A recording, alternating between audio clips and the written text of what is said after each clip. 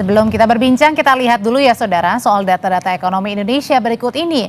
Laju pertumbuhan ekonomi kuartal pertama 2025 di angka 4,87%. Ini lebih rendah dibanding angka pertumbuhan ekonomi periode yang sama tahun sebelumnya. Kita lihat data sebelumnya, pertumbuhan ekonomi kuartal 1 2022 5,02%, 2023 5,04%, lalu di 2024 5,11%, dan tahun ini turun menjadi 4,87%. Beralih ke angka PHK, dalam rapat dengar pendapat atau RDP-RI bulan awal Mei lalu, Menteri Ketenagakerjaan Yassi-Arli mengungkap hingga April 2025 ada 24.000 kasus PHK di Indonesia.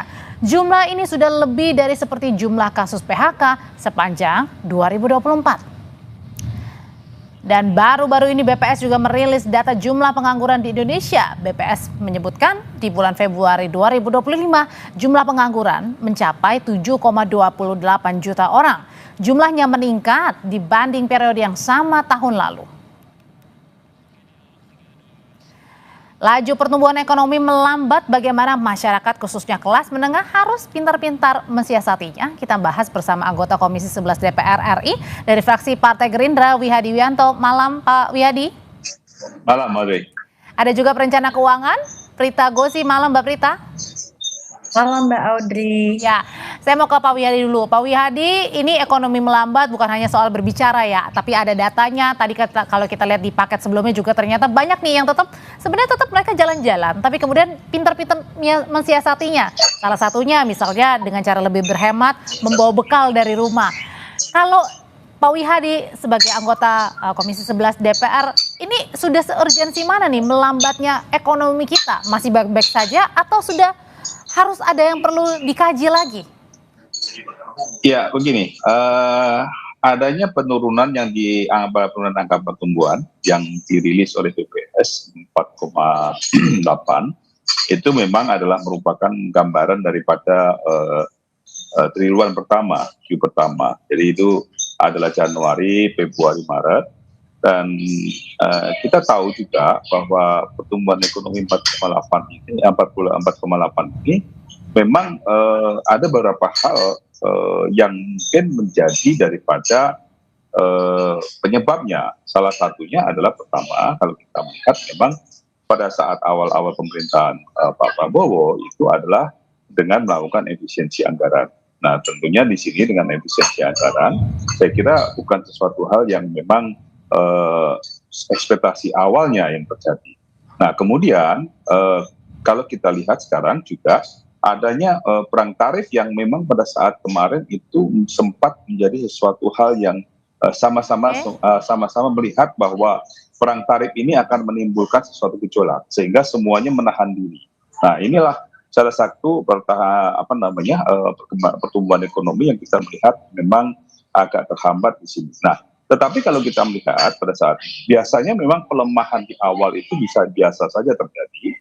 Nah kalau kita melihat daripada faktor-faktornya, kita sudah mendeteksi awal faktor-faktor itu. Dan kalau kita lihat juga bahwa APBN kita per April kemarin itu baru berjalan 17%.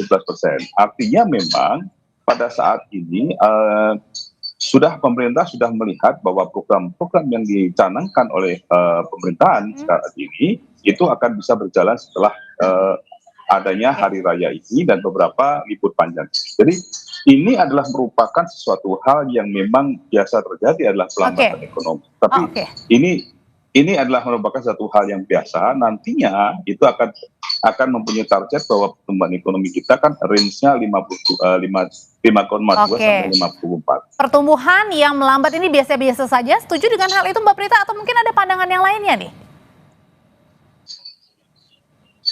Karena saya adalah seorang perencana keuangan, tentu saja bila mana ada dampaknya terhadap keuangan rumah tangga, itu bukan suatu hal yang bukan suatu hal yang kita bisa sikapi secara normal.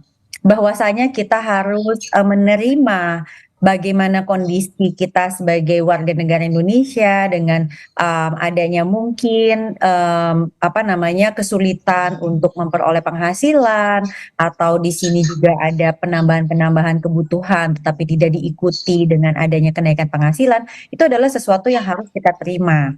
Nah, oleh sebab itu penting bagi setiap masyarakat, terutama kelas menengah yang memang ini banyak yang bilang agak kejepit ya, karena kan generasinya tuh juga banyak gitu loh, rentang usianya itu juga yang berada di kelas menengah juga cukup bervariasi.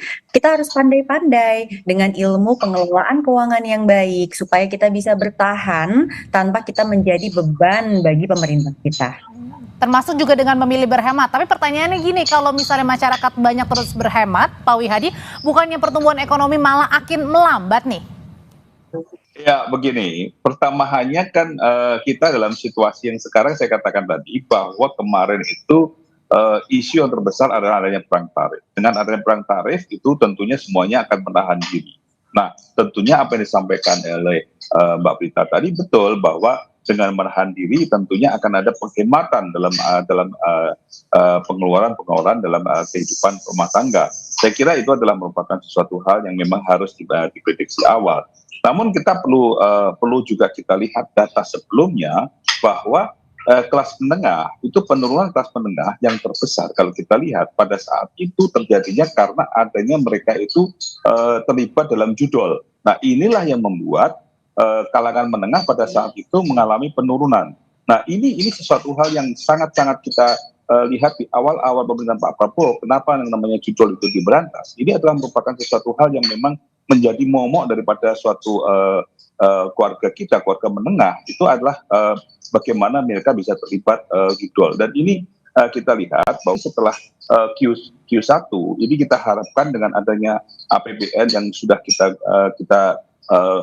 kita akan berikan dengan program-programnya yang sudah kita persiapkan, saya kira itu bisa mendorong pertumbuhan ekonomi ke depan. Tapi Pak Wihadi, bukannya dengan sekarang ini banyak terjadi PHK di mana-mana, itu juga salah satunya akhirnya membuat para kelas ekonomi menengah ini juga jadi kesulitan untuk membeli, untuk mengeluarkan sesuatu hal begitu, yang artinya adalah harus mikir berulang-ulang kembali nih. Ya, saya kira begini, masalah PHK ini kita mesti harus melihat satu persatu daripada sektor-sektornya. Kalau kita lihat saat ini bahwa dunia pun juga mengalami adanya suatu PHK yang besar-besaran. Barusan saya juga ada berita bahwa Nissan pun juga akan melakukan PHK yang besar-besaran. Jadi salah satu hal yang kita lihat sekarang ini bahwa sektor-sektor, memang ada beberapa sektor yang sudah mulai sunset, itu akan dilakukan PHK. Tetapi ada beberapa sektor-sektor yang mungkin akan memulai baru lagi, karena kita dorong dengan programnya Danantara itu adalah dengan investasi. Kita harapkan dengan investasi itu akan muncul lapangan kerja baru, dan ini kita harapkan, kita dorong replacement itu akan terjadi. Dan juga ada beberapa program kita yang dapat mendorong adanya UMKM ini tumbuh untuk bagaimana mereka itu bisa berusaha. Oke, kalau misalnya berarti kan masih ada perlu waktu ya, Mbak Prita ya. Nah, tapi pertanyaannya adalah, kita kan kalau misalnya dalam hal untuk makan, untuk membeli sesuatu kan ini nggak bisa menunda ya, terutama untuk kebutuhan primer lah, makan tidak bisa menunda. Bagaimana caranya masyarakat kelas menengah ini atau yang terdampak sekarang ini bisa bertahan? Caranya satu-satunya hanya dengan berhemat atau ada cara lain misalnya, Mbak?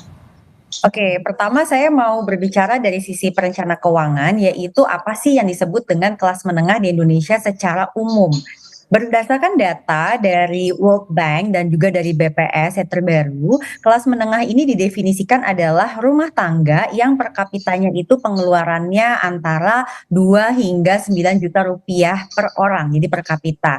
Jadi kalau di rumah tangga tersebut ada 2 orang, ya dikalikan 2. Nah, logikanya kalau memang pengeluarannya adalah 4 juta per bulan misalnya, ya maka dia membutuhkan penghasilan paling tidak 5 juta per bulan kalau dia mau bisa mengelola keuangannya dengan baik. Artinya selain pengeluaran dia juga mampu menabung, Mbak, untuk memiliki dana cadangan, dana darurat bila mana memang ternyata nantinya mengalami masa sulit. Nah, pertanyaannya adalah apakah memang cocok nih antara rumah tangga dengan pengeluarannya mereka yang berbeda-beda itu dengan penghasilan yang mereka miliki. Maka saya biasanya mengajak orang untuk kembali membuat anggaran, membuat budget supaya dia bisa lihat. Contoh, kalau misalnya misalnya di dalam rumah tangga dia sudah memiliki 2 orang anak, Oke. mungkin ada bapak dan ibunya. Lalu kalau ternyata bapaknya saja yang bekerja, ibunya tidak, Hmm. sedangkan pemasukannya kurang, ya ini sudah tidak bisa dihemat lagi Mbak, karena kan anaknya sudah lahir. Artinya di sini mungkin dari sisi istrinya itu perlu berdaya untuk membantu ekonomi rumah tangga. Itu salah satu contoh. Lalu berikutnya adalah pemilihan pengeluaran-pengeluaran meskipun itu primer. Sebagai contoh misalnya biaya sekolah. Kalau memang orang tua tidak bisa untuk menyekolahkan anak misalnya di sekolah swasta berbahasa Inggris, ditambah dengan les-les dan lomba-lomba yang saat Oke. ini memang cukup marak, ya dia harus memilih. Kira-kira seperti itu. Oke, jadi tadi utamanya adalah memberdayakan lebih ya. Misalnya jika dalam satu anggota keluarga salah satunya bekerja, bisa-bisa harus satu lagi ini harus menggerakkan ya roda perekonomian untuk bisa saling membantu, untuk saling menopang, begitu ya, salah satu yang bisa dijawabnya. Terima kasih Pak Wihadi, terima kasih juga Mbak Prita untuk ulasannya malam hari ini mengenai pintar-pintar untuk mengatur pengelolaan keuangan. Selamat malam.